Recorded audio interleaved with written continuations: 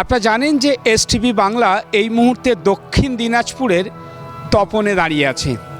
আর আপনারা জানেন যে তপনের একটা সুবিখ্যাত মন্দির শ্রী শ্রী রাধা গোবিন্দ সেবাশ্রম সংঘ, যেখানে একটা বিশাল আকৃতি নিয়ে রাধা গোবিন্দ এখানে প্রতিস্থাপন করেছেন। আর আমরা কভারেজ করছি দোলযাত্রা উপলক্ষে ৩রা মার্চ এবং ৪ মার্চ। এটা আমরা কিন্তু কন্টিনিউ কভারেজ দেখে যাচ্ছি এই দোলযাত্রা সম্পর্কে। কিন্তু এখানে এসে আমরা আরও একটা তথ্য পেলাম যে দোলযাত্রার মতনই আরও একটা বিশাল বড় অনুষ্ঠান হয়ে থাকে এই তপনের মন্দিরে, সেটা হচ্ছে রথযাত্রা।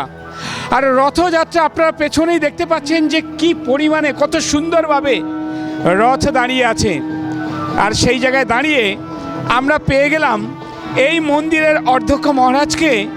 আমরা শুনে নেব যে এই দোলযাত্রা তো যেমনি একটা বড় অনুষ্ঠান হচ্ছে, তার সাথে যে রথযাত্রার আয়োজন করা হয়েছে বা রথযাত্রা প্রতি বছর হয়ে থাকে, যে কী ধরনের রথযাত্রা এখানে আয়োজন হয়, কোথা থেকে মানুষজন আসেন, কত মানুষ আসেন। আর যারা ভাবছেন যে সামনেই আসছে দোলযাত্রায় রথযাত্রা, এই রথযাত্রায় যদি আপনারা আসতে চান, এখানে আসলে কি কি অনুষ্ঠান দেখতে পাবেন, সবটাই শুনে নেব আমাদের এই মহারাজের থেকে। আমরা শুনবো মহারাজের থেকে। মহারাজ, এই যে পেছনে এত সুন্দর দেখতে পাচ্ছি রথ সাজানো আছে, যে 3টে বড় বড় রথ, সবার আগে শুনবো এই 3টে বড় বড় রথের মাহাত্ম্য কি? জয় নিতাই, জয় রাধে, জয় জগন্নাথ।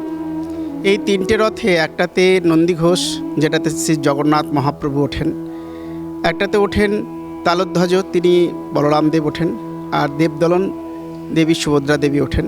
3টে রথ, 3টে রথেই তিনারা পরিক্রমা করে 5 কিলোমিটার। 10 থেকে 12 লক্ষ লোকের সমাবেশ হয় 10 দিন ধরে, মেলাও চলে।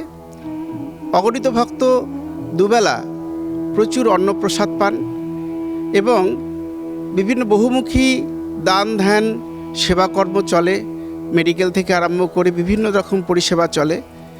এই যে রথ এত বড় তৈরি হয়েছে চৈতন্য মহাপ্রভুর কৃপায়, নিত্যানন্দ মহাপ্রভুর কৃপায়, রাধারানীর কৃপায় এই 3টে রথ তৈরি হয়েছে বহু অর্থে।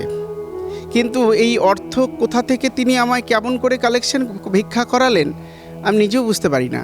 আমি যখন রথের কাছে দাঁড়াই তখন আমি ভাবি আমার মতো ছোট্ট একটি পিপিলিকা কী করে এত কিছু কাজ করছে, কিন্তু তার কৃপায় যে সবই সম্ভব সেটা আমি কাজের মধ্যেই বুঝতে পেরেছি। 3টে রথে মানুষের সারা বছর দেশ বিদেশ থেকে বহু লোক আসে এই রথ দেখতে, এই রথ দর্শন করতে, মন্দির দর্শন করতে এবং মন্দিরের বিগ্রহ দর্শন করতে। মন্দিরের বিগ্রহ যেন পরশ পাথর, যে আসে সে আর যেন এখান থেকে যেতে চায় না, বারবার আসে। এবং এই রথ দর্শন করে সে এমনই মুগ্ধ হয় রথযাত্রা উৎসবে এসে, যে রথের সময় ভিড় ঠেলা যায় না, এত ভিড় হয়। শুনেছি মাননীয় শ্রী পীযূষ আগরওয়ালের মুখ থেকে, পীযূষজি বলেছেন যে এবারে হেমা মালিনীকে, মহেন্দ্র সিং ধোনিকে এবং আমাদের ক্রিকেটার বিরাট কোহলিকেও এখানে নিয়ে আসবেন। এটা আমাদের কাছে একটা আনন্দের বার্তা। হয়তো তিনি চেষ্টা করছেন, যদি পশ্চিমবঙ্গ সরকারের পুলিশ প্রশাসন তারা যদি আমাদের সেই সুযোগ দেয় হয়তো সেটা হবে, উনিও পারবেন।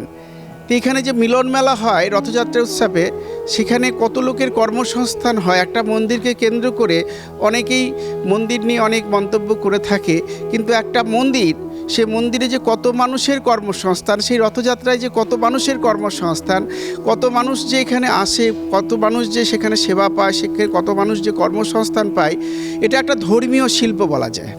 এই ধর্মীয় শিল্পতে প্রত্যেকে কাজ পাচ্ছে, সেবা পাচ্ছে, পারিশ্রমিক পাচ্ছে এবং আনন্দ পাচ্ছে। সবথেকে বড় যেটা বস্তু, সংসারে কিন্তু কোনো আনন্দ নেই। আনন্দ খোঁজ করতে গেলে সংসারে যে আনন্দের কথা ভাবে, সে আনন্দটা দাবানলের আনন্দ। আগুনে পোড়ার সময় সে যন্ত্রণার আনন্দের মধ্যেই সে ভাবে বোধহয় কিছু সুখ পাচ্ছে, কিন্তু সে পুড়ে যখন ছাই হয়ে যায়, পিপিলিকা যেমন দেখবেন ওই অক্টোবর মাসে ওই পোকাগুলো আগুনের কাছে ঝাঁপিয়ে পড়ে, সেরকম যেন সংসারে যারা ছুটে গিয়ে সংসারের দিকে সংসারগ্রস্ত হতে চায়, তারা যেন সংসারের যন্ত্রণার মধ্যে পড়ে থাকে। তাই যন্ত্রণা থেকে আনন্দ পেতে সকলেই ছুটে আসে এই ধামে। দেশ বিদেশ থেকে বহু লোক আসে এবং জেলার বিভিন্ন প্রান্তে বিভিন্ন রাজ্যের লোক এসে আগে উঠে থাকে তপনের রথ, তপনের সেই ঐতিহ্য, তপনের মন্দির, তাদের রথ, তাদের সম্পত্তি নিয়ে তারা যেন পরম আনন্দ লাভ করে। এটাই আমার এখানকার ছোট্ট ক্ষুদ্র সেবক হিসাবে এটাই আনন্দ হয়, এটাই আমার পারিশ্রমিক। সকলের সেবার মধ্যে, সকলের আনন্দের মধ্যে, সকলের জীবন জীবিকার মধ্যেই আমি বেঁচে থাকব এবং তাদের সেবা করতে করতেই জীবনের অন্তিম সময় শেষ নিঃশ্বাস দিয়ে যাব। জয় নিতাই, জয় রাধে, জয় জগন্নাথ। মহারাজ, আমার একটা প্রশ্ন হচ্ছে, এই যে মহামিলন উৎসব হয় আপনার রথযাত্রা উপলক্ষে, তো সেখানে কি কি অনুষ্ঠান থাকে? প্রথমত এখানে পাঠ কীর্তন তো থাকেই এবং বাচ্চাদের জন্য ধর্মীয় শ্রীকৃষ্ণের উপরে বিভিন্ন লীলা কীর্তন এবং বিভিন্ন রকম মঞ্চস্থ হয়। অভিনেত্রীরা আসে, তারা অভিনয় করে এবং সেখানে তারা বাচ্চারাও এদিকে এই আনন্দের জন্য সারা বছর অপেক্ষা করে এবং সেখানে সেই আনন্দের জন্য সাংস্কৃতিক অনুষ্ঠান থেকে, গান থেকে এবং টিভি দূরদর্শনের গায়ক গায়িকারাও আসে, গান হয় এবং তার সঙ্গে সব ধর্মীয় এবং একটা বিরাট ব্যাপার। মানে রথযাত্রা আসলে যেন মনে হয় যে এই তপন মন্দির যেন গম গম করে জনসমুদ্রে। রাস্তায় বেরোতে ভয় হয়, মানে ভিড়ে কোথায় চলে যাব, হারিয়ে যাব, কিন্তু এটাই আনন্দ। সেই ভিড়ের মধ্যে যারা আসে সেই আনন্দকে ভিড়ের মধ্যেই দর্শন করে জগন্নাথ মহাপ্রভুকে। মহারাজ, যারা দর্শনার্থীরা এখানে আসবে তারা হয়তো একটা ভাবতে পারে এখানে যাব, যদি একদিন বা দুদিন থাকতে চাই, এখানে সেরকম কোনো ব্যবস্থা আছে কিনা? মহাপ্রভুর কৃপায় আমাদের পশ্চিমবঙ্গ সরকারের এমপি ছিলেন মাননীয় অর্পিতা ঘোষ মহোদয়া। তিনি কৃপা করে আমাদের এখানে একটা গেস্ট হাউস করে দিয়েছে, ছোট গেস্ট হাউস। সেখানে আমরা যতটুকু পারি তাদেরকে তো রাখি, তাছাড়া বিভিন্ন জায়গায় হোটেল হয়েছে, সেখানেও রাখার ব্যবস্থা হয়েছে। ভারত সরকার রেলের মাধ্যমে এইখান থেকে 14 কিলোমিটার দূরে গঙ্গারামপুরে স্টেশন থেকে আসার খুব সুবিধে।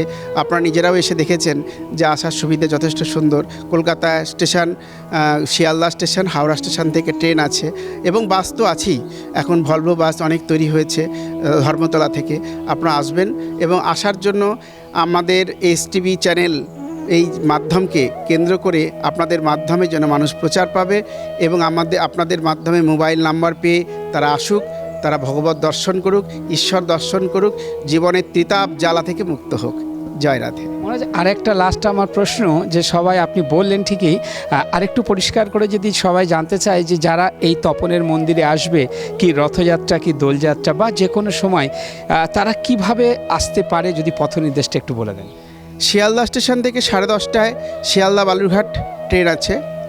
আবার যদি আপনি সকালে ট্রেন ধরতে চান, হাওড়া স্টেশন থেকে হাওড়া বালুরঘাট ট্রেন আছে। আবার কলকাতা স্টেশন থেকে যদি আসতে চান, তেভাগা এক্সপ্রেস 12:30টার সময় কলকাতা স্টেশন থেকে বালুরঘাট আসার ট্রেন আছে। গঙ্গারামপুর স্টেশনে নেমে আপনারা এখান থেকে টোটো আছে এবং আমাদের মন্দিরের গাড়ি তো রয়েছে। আপনারা আসবেন, সব রকম সহযোগিতা করব ঈশ্বর দর্শন করানোর জন্য। জয় রাধে। তো আপনারা শুনলেন যে এখানে কিন্তু এই তপনের মন্দিরে শুধুমাত্র যে দোলযাত্রা রথযাত্রা নয়, তার সাথে যে কোনো অনুষ্ঠানে বা যে কোনো সময় আপনারা দর্শন করতে পারেন। আমার মনে হয় আসলে আপনারা ফিরে যেতে ইচ্ছা করবে না। তাই এরকম একটা মন্দির দর্শন করুন, একবারের জন্য ঘুরে যান। মানসিক শান্তি যদি পেতে হয় তাহলে আসতে হবে এই আপনার তপনের শ্রী রাধা গোবিন্দ মহাপ্রভুর মন্দিরে। আপনারা আসুন, আপনারা দর্শন করুন আর মনের তৃপ্তি নিয়ে এগিয়ে চলুন। এটুকুই আশা রাখি। আপনাদের সাথে আছে STV বাংলা, পাশেও আছে STV বাংলা। নমস্কার।